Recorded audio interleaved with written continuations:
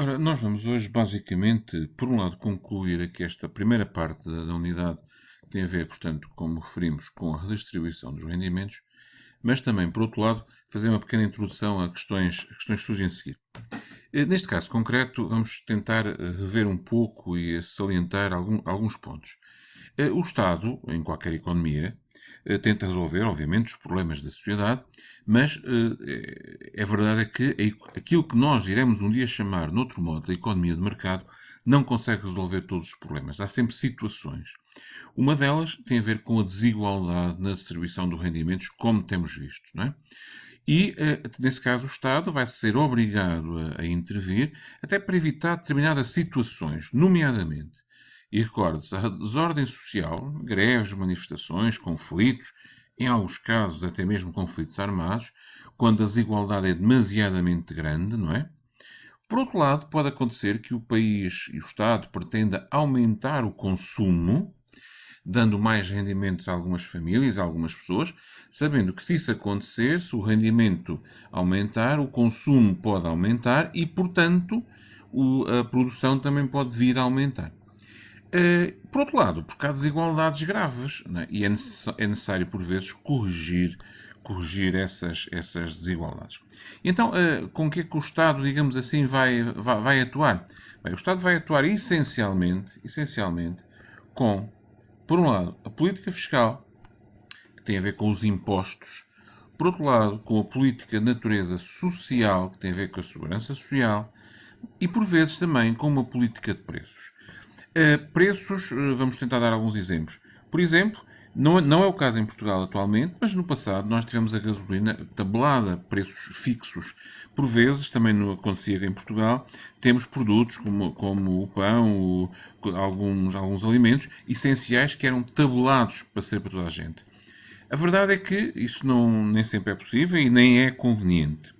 Por outro lado, temos uma política fiscal. E política fiscal, claramente, a questão do pagamento dos impostos, que é necessário.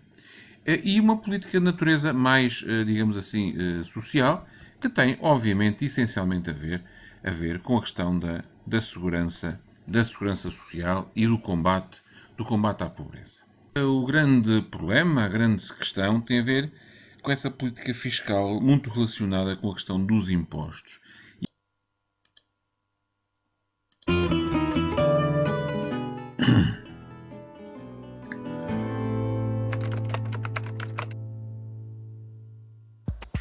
Pagamos impostos, muitos e cada vez mais. Essa é a queixa de toda a gente. E é verdade, os números não mentem. No ano passado, entre impostos diretos, como o IRS e o IRC, e indiretos, como o IVA, o Estado arrecadou mais de 32 mil milhões de euros. A maior receita fiscal do Estado vem do IVA. É o imposto de que todos pagam ao comprar ou ao consumir. Depois é o IRS, o imposto cobrado sobre os salários. Só em terceiro lugar é o IRC, o imposto cobrado sobre o lucro das empresas. O imposto sobre a gasolina e o gasóleo é o quarto maior em receitas, o quinto é o imposto de selo, o sexto maior imposto que o Estado recebe é no tabaco, quase 1,5 milhões de euros em fumo. Pagamos ainda ao Estado, entre contribuições e taxas, mais de 500 milhões de euros. Pagamos por ter carro, pagamos por andar de carro, pagamos por beber bebidas alcoólicas, pagamos para ter licença e porte de arma, pagamos por receber heranças ou doações. Já agora, a título de curiosidade, só em multas relacionadas com o trânsito foram 47 milhões de euros. É um facto, pagamos hoje em impostos quase o dobro do que há 20 anos. Quer ver? Em 1990 pagámos 18 mil milhões de euros. No ano passado pagámos 30 mil milhões. É muito dinheiro. São muitos zeros. Talvez cada um compreenda melhor se dividirmos isso pela população. Somos 10 milhões e meio, é fazer as contas. Cada português pagou no ano passado, em média, 2.890 euros em impostos. Descontando a inflação, há 20 anos tinha pago 1.800. Há 30, e em dinheiro de hoje, foram 849 euros. A reter, cada português paga, em média, 3 vezes e meia mais impostos do que há 30 anos. Contra factos. Vamos ter rendimentos do trabalho. Lembrem-se que são essencialmente os salários. Vamos ter rendimentos do capital, onde temos essencialmente os lucros, as rendas e os juros. E esse grupo chamamos rendimentos primários, que é a primeira fase da distribuição dos rendimentos. A partir daí o Estado vai então intervir, e vai intervir em dois lados. Num lado positivo, digamos assim, que aumenta o nosso rendimento, através, por exemplo, de subsídios, de apoios, e um lado negativo, digamos assim, onde nos retira algum rendimento, nomeadamente através dos impostos diretos, como o IRS, o IRC e outros, ou através da taxa social única e das contribuições. No meio disto tudo e no final de todo esse processo, nós vamos ter então um determinado rendimento esse disponível, rendimento que vamos poder utilizar para alguma coisa, nomeadamente para consumo e para poupança, como veremos. E, portanto, nessa situação, o Estado, como estamos aqui a ver, vai ter de facto um conjunto significativo de receitas. E era importante também, antes de continuarmos, que verificássemos que receitas são essas, está bem? E essas são basicamente as seguintes. Nós temos, por um lado, algumas que nós vamos falar só nos impostos, mas preciso não esquecer. O Estado vai ter algumas receitas que podemos chamar património voluntárias, ou seja, pessoas que podem fazer doações ao Estado, ou o Estado vende uma escola, uma biblioteca, uma escola que já não utiliza, um centro de saúde que já não utiliza, uma propriedade, um quartel, etc. E com isso tem rendimentos, tem, portanto, receitas. Pode acontecer o caso também de entrar no mercado de crédito. De crédito é evidente que são aquelas que nós chamamos coativas, ou seja, em que há uma imposição, uma obrigação que mais nos interessam. E temos as taxas e temos os impostos. Nas taxas, atenção, há sempre uma contrapartida, ou seja, é, por exemplo, o que acontece na taxa social única, em que nós pagamos, de facto, a taxa, esperando vir a ter a compensação futura, a nível da reforma, segurança social, etc. Ou a taxa dos esgotos, há sempre um serviço, a taxa audiovisual, há sempre um serviço por contraponto desse pagamento. Já nos impostos não há uma contrapartida, pelo menos imediata ou direta. E os impostos, se não esquecer, temos que os dividir sempre em dois grupos. Os impostos diretos, que taxam o rendimento, e, portanto, ao taxar o rendimento, vão diminuí-lo, e vamos passar a ter menos dinheiro para o consumo e para o investimento, para a poupança. E os impostos indiretos, que já se destinam a taxar a utilização desse rendimento. Não é bem a mesma coisa. E aqui o exemplo mais concreto é o IVA, é aquele mais habitual. E aqui no rendimento, o mais habitual, obviamente, o IRS, que nos é descontado, por exemplo, nos vencimentos ou no ano seguinte. E, portanto, nós vamos ter impostos diretos e indiretos que têm efeitos diferentes sobre esta questão da redistribuição. Para efeitos de redistribuição, e só para isso, atenção que os impostos diretos são aqueles que de facto provocam redistribuição, porque tiram-nos rendimentos que podem ir depois para pessoas mais necessitadas. Há uma grande discussão sobre quais são mais eficazes, mas isso não é significativo nesta fase.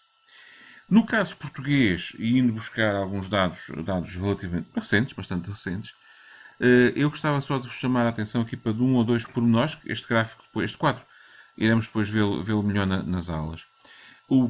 Vejam bem o peso, há bocadinho no filme, dos impostos. Vejam que isso continua a crescer. Hoje já estamos com valores, não há muito tempo, estávamos com valores de 38 mil, parem bem, portanto, valores muito mais elevados a nível, de facto, dos nossos impostos. E reparem também que anualmente os impostos diretos, vejam, tivemos aqui uma subida de menos de 1%, 0,61%, mas aqui em 2015 já temos uma subida de 4% a nível dos impostos diretos. E vamos ver que efetivamente é aqui o IRS o grande peso, digamos assim. Nos indiretos o IVA é muito forte, mas vejam que os indiretos subiram mais. 5,22, 3,83.